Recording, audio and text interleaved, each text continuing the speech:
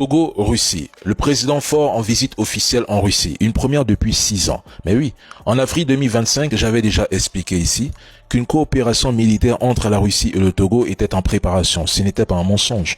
L'accord intergouvernemental a finalement été signé le 27 mars 2025 à Lomé, puis le 3 avril 2025 à Moscou.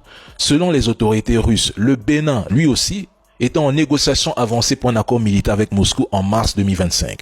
Mais 2 semaines plus tard, le Bénin a été frappé par une attaque terreau qui a coûté la vie à plus de 100 soldats béninois. Entre le 22 et le 23 juillet 2025, la commission gouvernementale russe sur l'activité législative a approuvé le projet de loi de ratification de l'accord avec le Togo.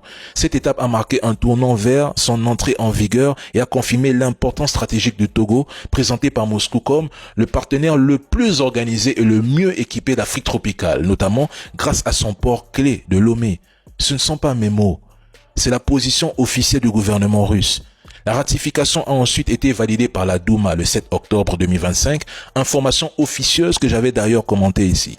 Cette approbation a scellé le cadre juridique d'une coopération militaire élargie. Du côté togolais, la ratification parlementaire suit son cours, mais l'accord est déjà opérationnel dans ses grandes lignes. Hier, le président Faure a été reçu au Kremlin par Poutine dans le cadre d'une visite d'État. Ça, c'est la version officielle. Mais parmi les annonces majeures, la finalisation de l'accord militaire incluant des exercices conjoints et une assistance d'urgence est d'actualité. Il fallait que Poutine valide politiquement cette coopération pour permettre la rencontre et enclencher la phase exécutive du projet. L'initiative vient du Togo, au grand déplaisir de Paris qui voit Lomé diversifier ses alliances stratégiques. Cette rencontre n'est pas un événement isolé, c'est la continuité logique d'un rapprochement stratégique mûrement réfléchi.